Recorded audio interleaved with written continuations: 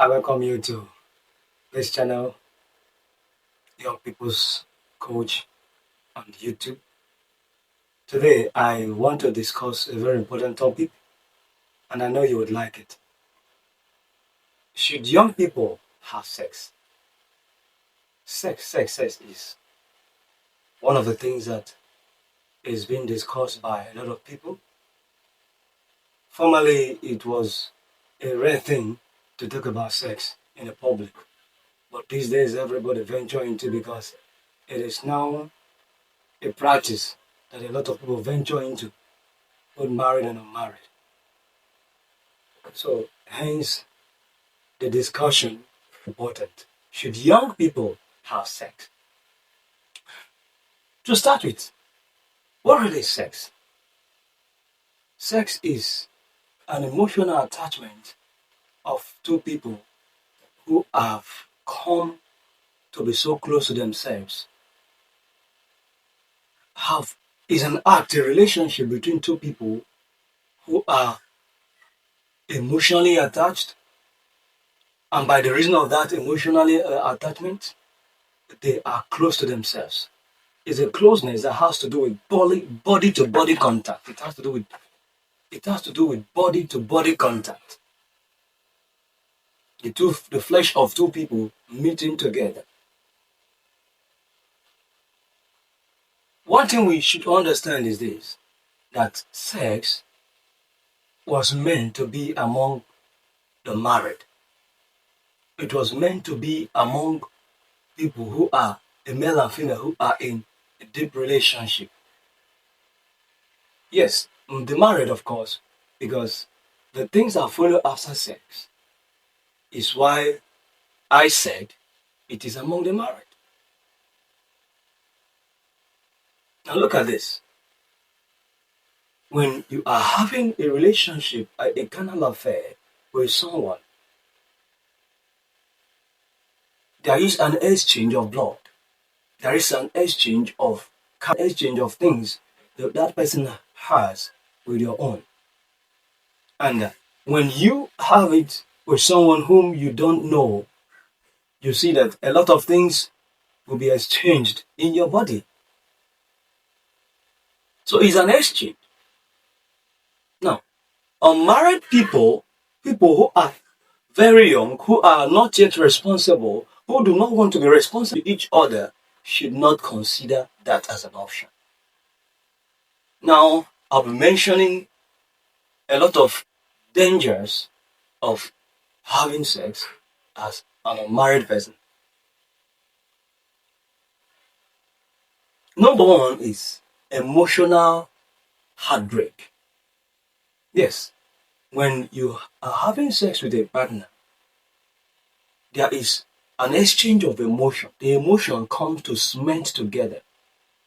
And therefore, when anything happens and you leave that person, there is an emotional break.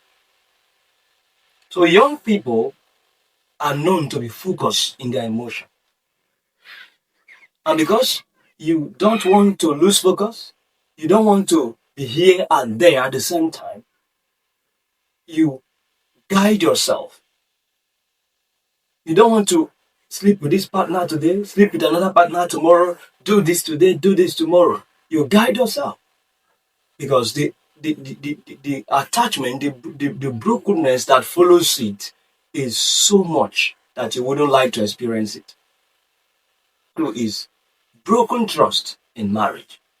You know, when people are involved in having carnal knowledge of themselves outside marriage, when they get married, it will be a difficult thing to believe that one can be without having sex outside marriage. Yes. A lot of people today, when you talk about wholesomeness in marriage, purity in marriage, they look at you like, you are not serious. You are not serious.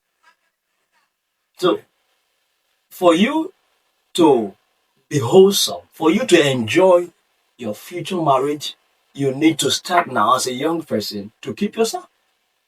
The reason is this: when you get there and you have dented your image as a single, you will believe that nobody else can be pure because you yourself, you're not pure. And it will make you not to trust your partner. So that your marriage bed will be defiled. Another example is loss of academic focus. You can't be focused when you are meandering from one person to another. You can't be focused. You need focus to study, you need focus to achieve things, to achieve success in life as a young person. So many people today have missed a lot because they messed their youthful time. They messed up when they had strength, when they were intact, when they had wisdom, when they should have pursued life with everything in them. They messed it up as a result of sexuality, as a result of sex outside marriage. No, the next is spiritual and moral consequences. When you are into sex outside marriage, you are disobeying God. I want to say this: God is the maker of marriage. He made marriage. He patterned marriage the way it should be. Therefore, when you are doing it outside His order, you are disobeying, and you cannot have that love, that ability, all that it entails to enjoy life when you are disobeying God. So it puts you against your Creator. It makes you not to be in the right standing with God. And it is also against morality. The next thing I would want to talk about is exposure to exploitation. Do you know that a lot of people today in life are, have been exposed to wrong ideologies, wrong things about life? A lot of people today have been exploited sexually. Today, they can no longer think right.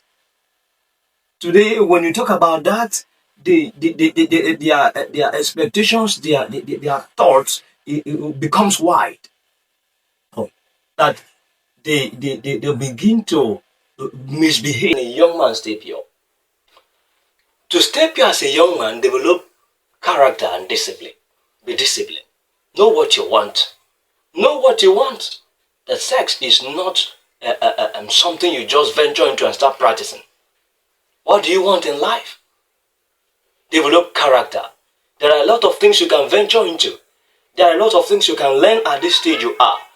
Don't fill your mind with a lot of immoralities. No. Number two, develop your career and your education. Venture into your career with your spirit, soul, and body.